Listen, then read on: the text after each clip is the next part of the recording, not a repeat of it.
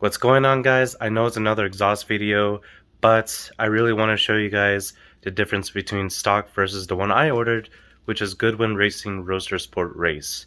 So shout out to my friend James at Keep It Low-Key TRD for recommending this exhaust, because I have heard it in person with that exhaust on his car before, and given we have the same cars, I wanted to pretty much go with what sounds the best in tone and I guess not too loud for volume. So I guess that was the winner, and I'm not even really going to show, actually I'm not even going to show at all the installation video. It's more of just how it sounds from stock to that.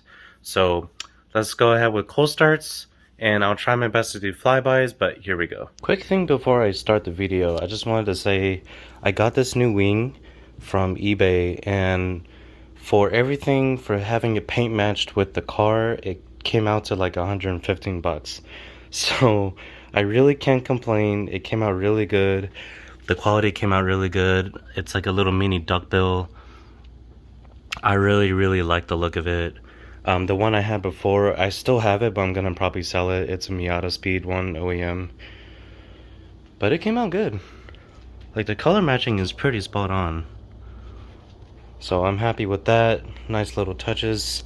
I added a batch skins overlay on the taillight, so it makes it a little darker. Changed to a stubby antenna because I really hate the long wand one. A few things coming: the carbon Miata's lights for the rear and the front, and as well as the side markers, and the sequentials are all coming in soon.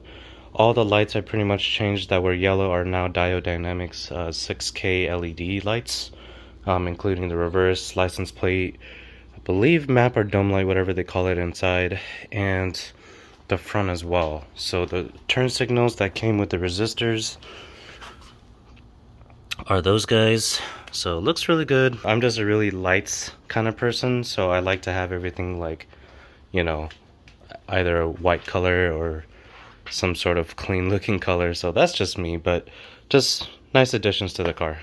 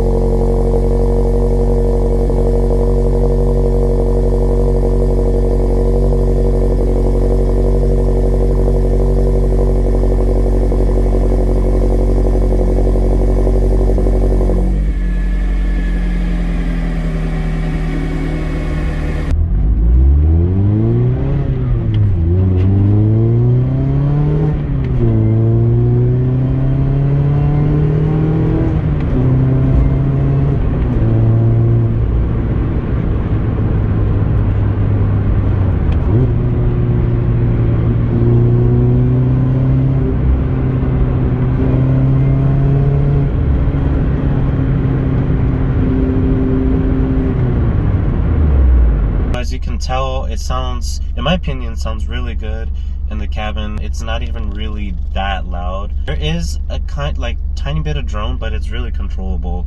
It's not like it's just no matter on the pedal or off the pedal, like there's that constant drone. I think I'm just used to my FD being so loud that anything else below that is just quiet for me. But I'm gonna be doing a few flybys just on the road, just so you guys can hear it. And again, I know you guys heard it on plenty of other videos, but I still want to show you guys how it sounds from my video and my experience and perspective.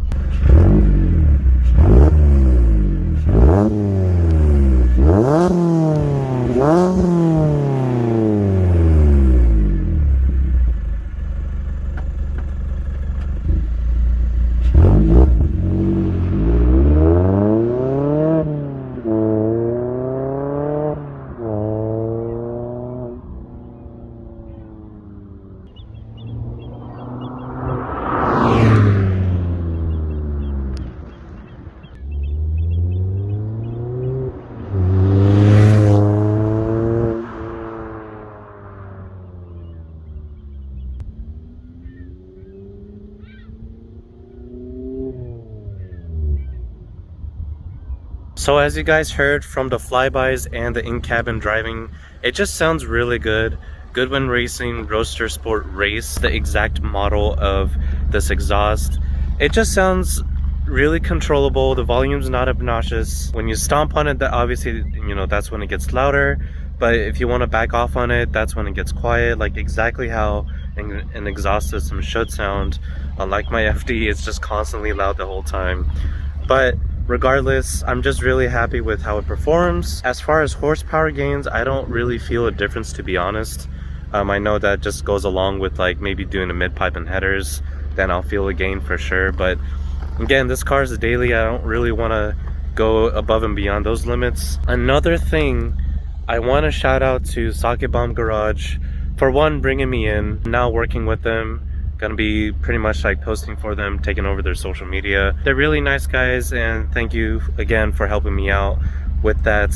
And they hooked me up on lowering springs on this car. So now it's sitting on Swift springs, the same Bilstein shocks that I have. They gave me their Bilstein shocks, but I swapped it to mine just because it's lower miles than the one that they gave me. So just younger shocks, you could say. But yeah, guys, check it out. Alright guys, well there she is, an inch drop. Definitely better looking than it was before. It handles pretty well too. I didn't really take corners too hard yet on it, but it just, mainly it just looks better. Can't wait to feel it on like hard corners to see if it, you know, really makes a difference. But definitely happy with how it came out. So, I don't think it needs to settle in anymore just because the history behind these springs is they were from a previous customer at Socket Bomb, and I believe he had like roughly 50,000 miles or a little bit more on the springs, so they're for sure settled in. He had his old shocks. I just pretty much swapped to my current ones that I have now just because the car's, you know, it's younger and it has, you know, lower miles on the shocks, so I figured it'd be better. That's why I swapped them over. But yeah guys, besides that, it looks really good.